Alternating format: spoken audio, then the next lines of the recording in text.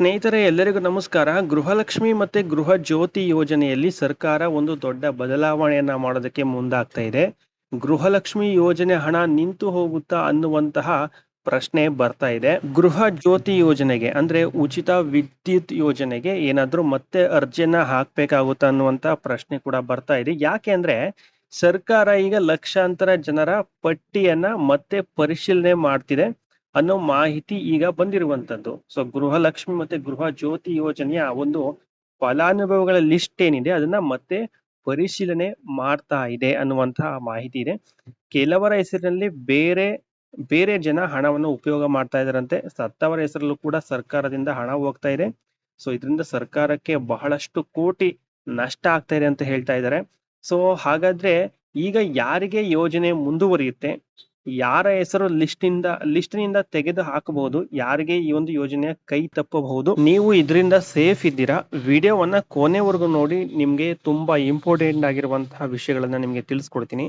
So ಹಾಗೇನೆ ನೀವೇನಾದ್ರೂ ನಮ್ಮ ಚಾನಲ್ಗೆ ಸಬ್ಸ್ಕ್ರೈಬ್ ಮಾಡ್ಕೊಂಡಿಲ್ಲ ಅಂದ್ರೆ ಸಬ್ಸ್ಕ್ರೈಬ್ ಮಾಡ್ಕೊಳ್ಳಿ. ಇತ್ತೀಚೆಗೆ ಕರ್ನಾಟಕ ಸರ್ಕಾರ ಗ್ಯಾರಂಟಿ ಯೋಜನೆಗಳ ಬಗ್ಗೆ ಒಂದು ದೊಡ್ಡ ಮಟ್ಟದಲ್ಲಿ ಚರ್ಚೆ ಮಾಡ್ತಾ ಇದ್ದಾರೆ ಅಂತಾನೆ ಹೇಳ್ಬೋದು. ಅದರಲ್ಲೂ ಗೃಹಲಕ್ಷ್ಮಿ ಮತ್ತು ಗೃಹ ಜ್ಯೋತಿ ಯೋಜನೆ ಏನಿದೆ ಇದರ ಬಗ್ಗೆ ಒಂದು ಹೊಸ ಅಪ್ಡೇಟ್ ಈಗ ಎಲ್ಲರ ಒಂದು ಗಮನದಲ್ಲಿರುವಂತದ್ದು. ಯಾಕೆ ಅಂದ್ರೆ ಬಹಳ ಜನರಿಗೆ ಈಗ ಒಂದು ದೊಡ್ಡ ಪ್ರಶ್ನೆ ಇರುವಂತದ್ದು, ನಮ್ಗೆ ಬರ್ತಿರುವಂತಹ ಹಣ ಮುಂದುವರಿಯುತ್ತಾ ಅಥವಾ ಮತ್ತೇನಾದ್ರೂ ಅರ್ಜಿನ ಹಾಕ್ಬೇಕಾ, ಹೊಸ ದಾಖಲೆಯನ್ನು ಏನಾದ್ರೂ ನಾವು ಅಪ್ಡೇಟ್ ಮಾಡ್ಬೇಕನ್ನುವಂತಹ ಪ್ರಶ್ನೆ ಬರ್ತಾ ಇದೆ. ಸೊ ಇವತ್ತಿನ ವಿಡಿಯೋದಲ್ಲಿ ಇದಕ್ಕೆ ಸಂಬಂಧಿಸಿದಂತ ಎಲ್ಲ ಮಾಹಿತಿಯನ್ನ ನಿಮ್ಗೆ ಸುಲಭವಾಗಿ ತಿಳಿಸ್ಕೊಡ್ತೀನಿ. ನೋಡಿ, ಮೊದಲನೇದಾಗಿ ಇಲ್ಲಿ ಸರ್ಕಾರಕ್ಕೆ ಯಾಕೆ ಅನುಮಾನ ಬಂತು, ಇಲ್ಲಿಂದ ಶುರುವಾಯ್ತು ಅಂತ ನೋಡೋದಾದ್ರೆ ಸರ್ಕಾರಕ್ಕೆ ಈಗ ಒಂದು ದೊಡ್ಡ ಸಮಸ್ಯೆ ಗೊತ್ತಾಗಿದೆ ಅಂತ ಹೇಳ್ಬೋದು. ಕೆಲವು ಜನ ಅರ್ಹರಲ್ಲದವರು, ಅಂದ್ರೆ ಅರ್ಹತೆ ಇಲ್ಲದೇ ಇದ್ರೂ ಕೂಡ ಯೋಜನೆಯ ಲಾಭ ಪಡಿತಾ ಇದ್ದಾರೆ ಅಂತ ಸರ್ಕಾರಕ್ಕೆ ಇಲ್ಲಿ ಮಾಹಿತಿ ಬಂದಿರುವಂತದ್ದು.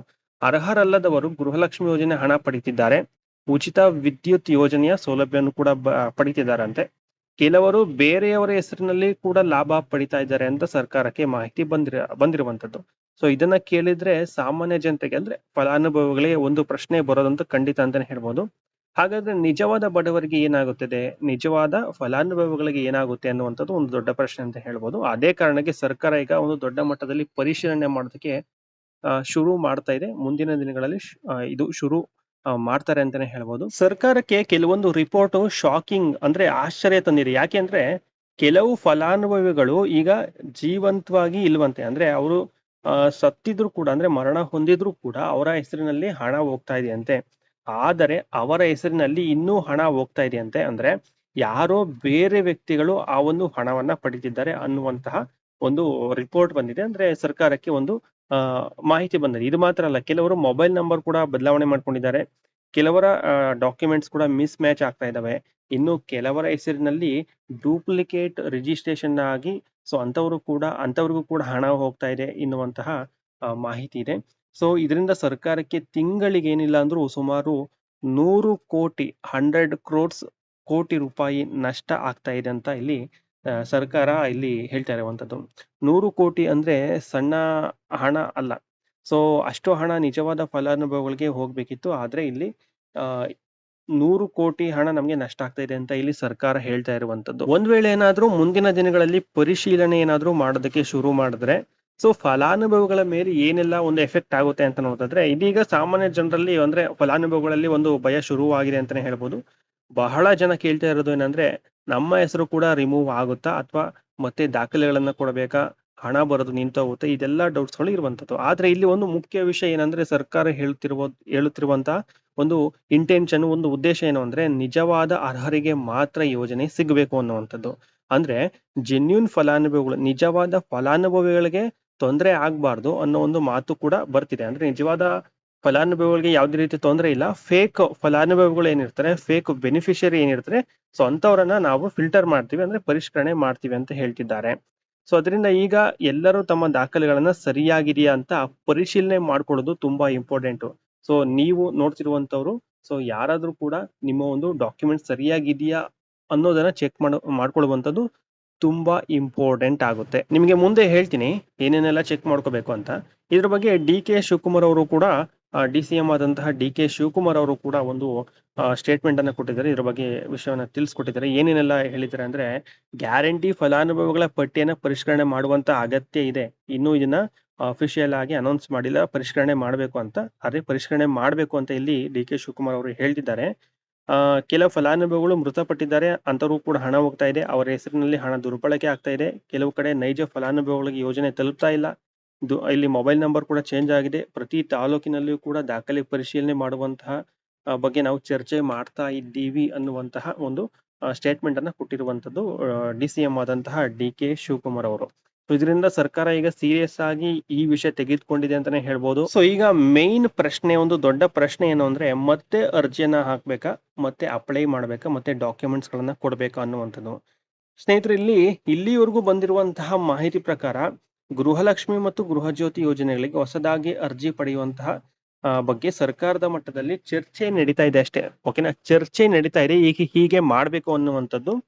ಆದ್ರೆ ಇದುವರೆಗೂ ಕೂಡ ಅಧಿಕೃತ ಆದೇಶ ಇನ್ನೂ ಕೂಡ ಬಂದಿಲ್ಲ. ಸೊ ಸದ್ಯಕ್ಕೆ ಇರುವಂತಹ ಅಪ್ಡೇಟ್ ನಾನು ಏನ್ ತಿಳಿಸ್ಕೊಟ್ಟೆ ಇಷ್ಟು ಮಾತ್ರ. ಮಾಡ್ಬೇಕು ಅಂತ ಇದ್ದಾರೆ, ಬಟ್ ಇದ್ರ ಬಗ್ಗೆ ಇನ್ನೂ ಅಧಿಕೃತವಾಗಿ ಅಫಿಷಿಯಲ್ ಆಗಿ ಅನೌನ್ಸ್ ಮಾಡಿಲ್ಲ. ಪರಿಷ್ಕರಣೆ ಮಾಡಬೇಕು ಅಥವಾ ಅಪ್ಲೈ ಮಾಡಬೇಕು ಅನ್ನುವಂಥದ್ದು ಯಾವುದೇ ಅಫಿಷಿಯಲ್ ಆಗಿ ತಿಳಿಸ್ಕೊಟ್ಟಿಲ್ಲ. ಆದ್ರೆ ಶೀಘ್ರದಲ್ಲಿ ಸರ್ಕಾರ ಹೊಸ ಸೂಚನೆ ನೀಡುವಂತಹ ಎಲ್ಲಾ ಸಾಧ್ಯತೆ ಕೂಡ ಇದೆ ಅಂತ ಹೇಳ್ತಿದ್ದಾರೆ. ಸೊ ಅದು ಯಾವ ಉದ್ದೇಶಕ್ಕೆ ಹೇಳ್ತಿದ್ದಾರೋ ಗೊತ್ತಿಲ್ಲ.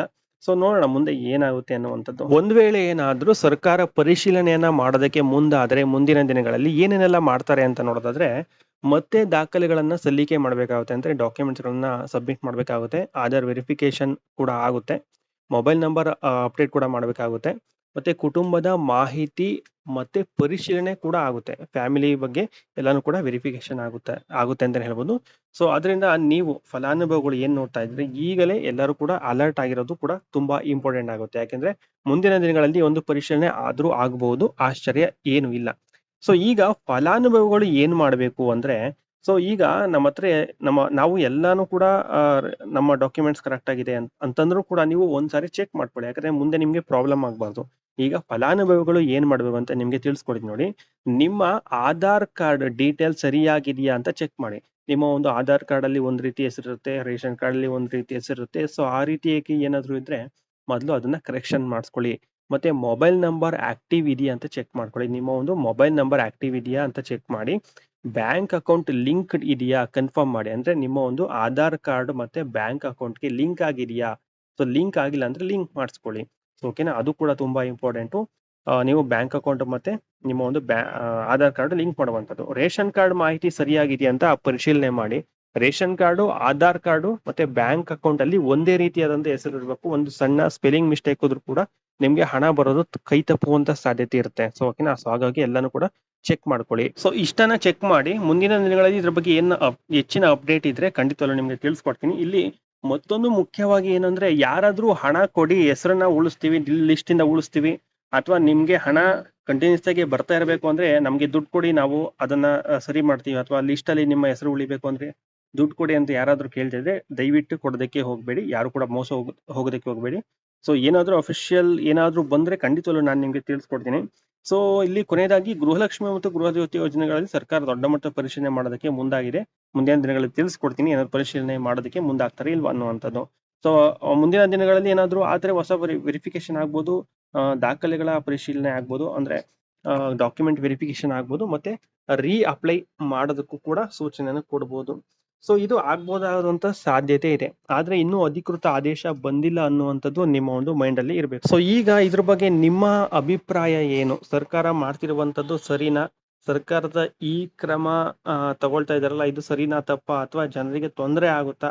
ಸೊ ಇದು ಯಾವ ಉದ್ದೇಶಕ್ಕೆ ಹೇಳಿರ್ಬೋದು? ಒಳ್ಳೆ ಉದ್ದೇಶ ಇದೆಯಾ, ಅಥವಾ ಇದರ ಹಿಂದೆ ಏನಾದ್ರೂ ಬೇರೆ ಉದ್ದೇಶ ಇದೆಯಾ ಅನ್ನುವಂಥದ್ದನ್ನ ನೀವು ಕಾಮೆಂಟ್ ಮುಖಾಂತರ ತಿಳಿಸಿ. ಮತ್ತೆ ಏನೇ ಡೌಟ್ ಇದ್ರೂ ಕಾಮೆಂಟ್ ಮುಖಾಂತರ ತಿಳಿಸಿ. ಅದಕ್ಕೆ ನಾನು ಖಂಡಿತವಾಗ್ಲೂ ಪ್ರತಿಯೊಬ್ಬರು ಕೂಡ ರಿಪ್ಲೈ ಕೊಡ್ತೀನಿ. ಇದೇ ರೀತಿಯಾಗಿರುವಂತಹ ರಿಯಲ್ ಅಪ್ಡೇಟ್ಗಾಗಿ ನಮ್ಮ ಚಾನಲ್ ಅನ್ನು ಫಾಲೋ ಮಾಡಿ, ಸಬ್ಸ್ಕ್ರೈಬ್ ಮಾಡಿ, ಲೈಕ್ ಮಾಡಿ, ಶೇರ್ ಮಾಡಿ. Thank you so much.